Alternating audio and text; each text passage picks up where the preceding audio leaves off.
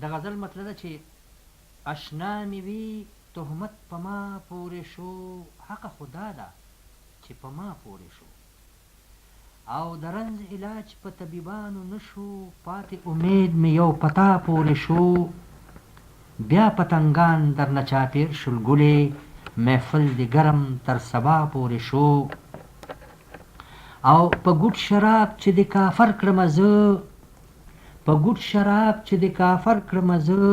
ور د توبې ګنې مولا پورې شو،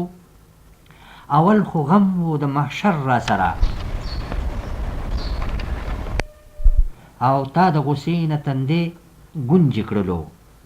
تا د غصې نه تندې ګونجې کړلو، دلته پې نوم د یو ادا پورې شو. د بل غزل مطلب ده چې اول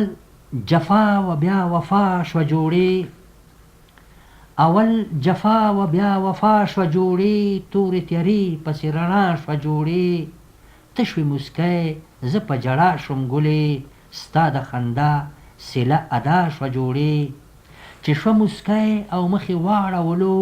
یو ځای وفا سره جفا شوه جوړې، شمه بلیږي پتنګان ترې لاړل، دا علامه خو د سبا شوه جوړې، یا د مغموم د سترګو اوښکې څاڅي، یا آینه نن په ژړا شوه جوړې.